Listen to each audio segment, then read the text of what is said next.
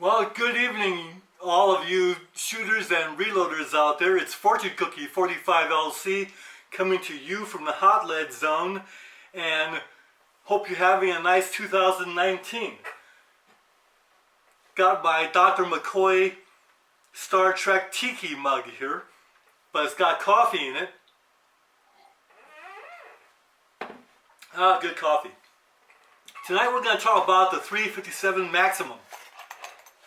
This is what it looks like, cartridge case. Now the 357 Maximum cartridge was developed by Elgin Gates back in the 1970s for the sport of metallic silhouette shooting. And he needed more power to knock over those heavy rams. So what he did was he took a 357 Magnum case and lengthened it by 3/10 of an inch. That's a lot. And that gave more powder space using small rifle primers up to 40,000 psi, which is what the SAMU rating for the cartridge is, 40,000 psi. And that'll give velocities of over 1900 feet per second with 158 grain bullets, and over 1800 feet per second with 180 grain bullets. And I've got a good supply of these Spear Hot Core 180 grain bullets in 358 diameter, and they're soft points and should do very nicely in this barrel. Well, I'll give you a close-up of some of those cartridge cases, and the two on the left are 357 Maximum cases. You see how they are longer than the 357 Magnum case in the middle. Now 357 Maximum brass is available from Starline almost any time, and Remington makes limited runs of that. These bullets here are the Spear 180 grain hot core soft points. Here is the rifle, and what it is a Thompson Center Encore, but the barrel is custom made by Bullberry Barrels, which is an outfit in Hurricane, Utah. And what they do is they make custom rifles, but they also make custom barrels for the Thompson Center Encore and the Thompson Center Contender. So this one happens to be a 22-inch stainless steel full bull barrel, 1-inch bull barrel, no taper, and it's got a 1 16-inch twist. A lot of 357 Maximums have 1 14, but the 1 16 should do nicely for bullets in the 158 to 180 grain range. The chamber will accept all 357 Magnums and 38 Specials, 38 Long Colts, 38 Short Colts. However, Troy at Bullberry Barrels told me that this was really designed to shoot the longer 357 Maximum case. So he recommends using these. We'll see. I might shoot a few of the shorter cartridges in there just to see how they work. Now what Bullberry does is they use Douglas barrel blanks, and they cut the chamber.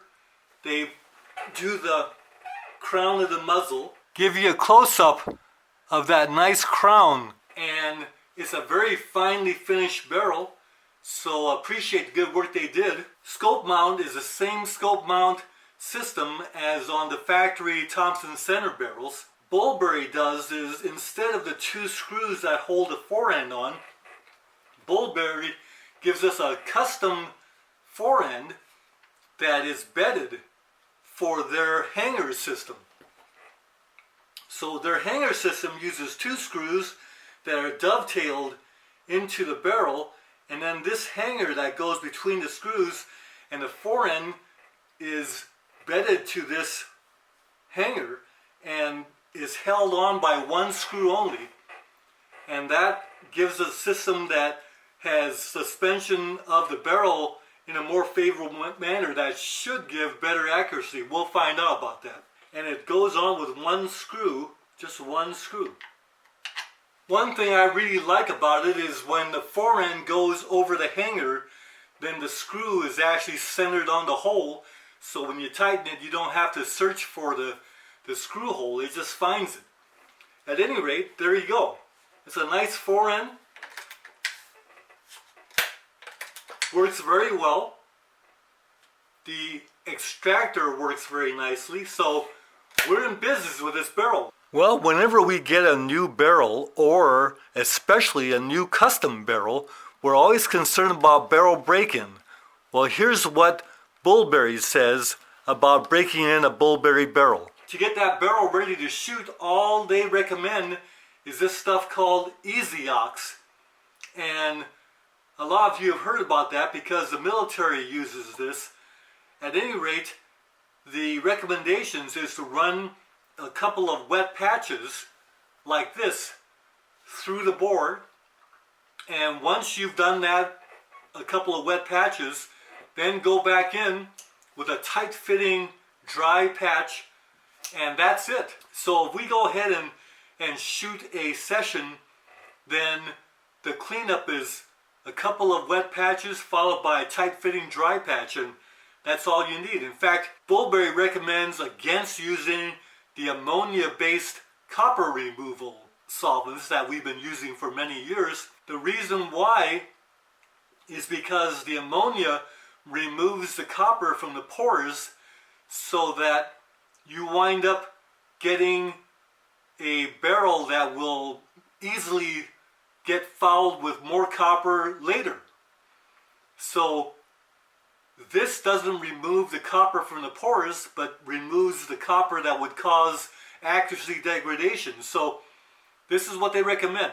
And they sell this in various size bottles too, so I'll probably be getting a bigger bottle.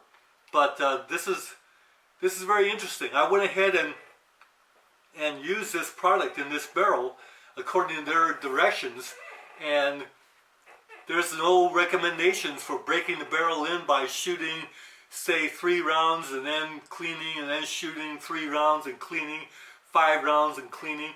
Nothing like that.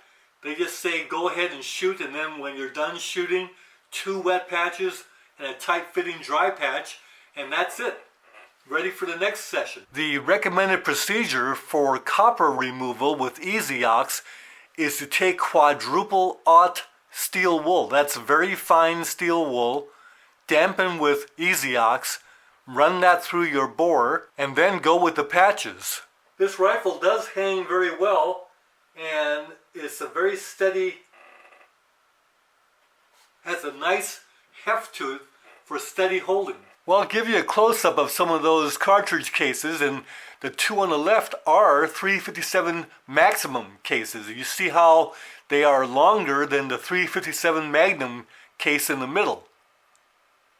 Now, 357 Maximum brass is available from Starline almost any time, and Remington makes limited runs of that 357 Maximum brass. These bullets here are the Spear 180 grain hot core soft points. Let me show you a little trick on getting the seating depth that you can do with these single shot rifles. First of all, these Starline cases, the maximum is 1.605, and if you go over that, you trim it back to 1.595. While these come from the factory at 1.597, that's 2 thousandths over the trim to length. That's perfect. But as you know, there's no case gauge from Hornady that we can use for measuring the length to the ogive, contacting the lens. But here's a trick that you can use to figure that out. That is, you take the barrel and you take the bullet that you're trying to figure out where you can go to the lens, drop the bullet into the chamber, and it'll go down and hit the lens.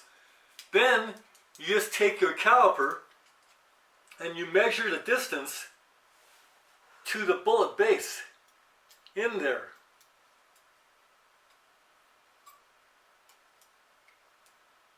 There it is.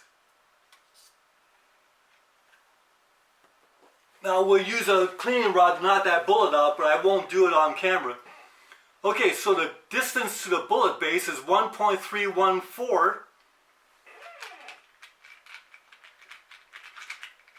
And that means that the bullet is sitting right on top of that. So if you take a case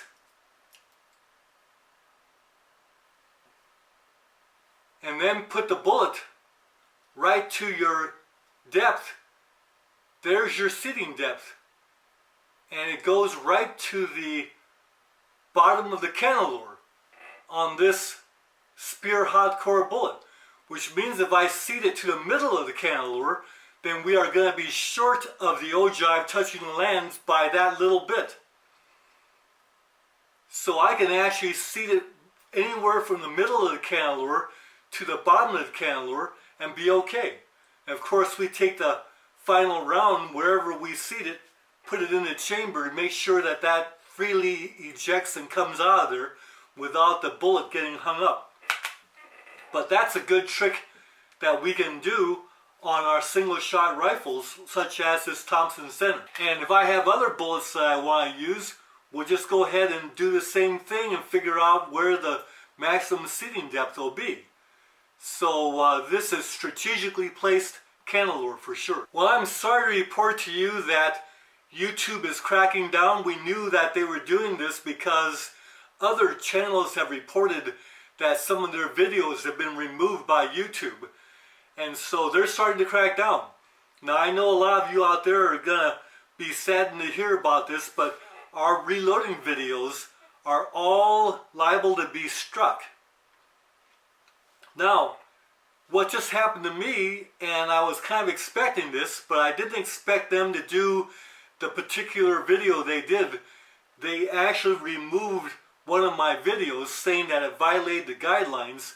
Turns out it's the casting video, and it happens to be my most often viewed video with 1.1 million views on it.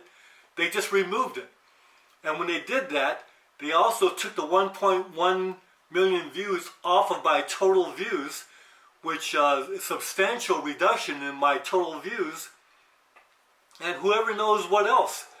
But that one video probably generated a fair amount of income for me, and they struck the one that is my most productive. So that's how they're doing it.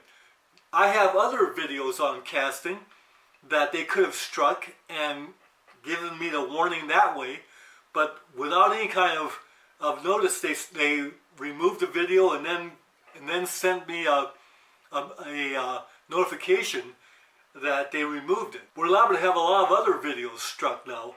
At any rate, that's what's going on, and we may very well have to go to other platforms after all. We're off to the range. I got a bullet in this chamber I got to knock out, but we're going to be going off to the range as soon as I finish reloading for this. But again, we can't put that video on. Bye for now. Take care.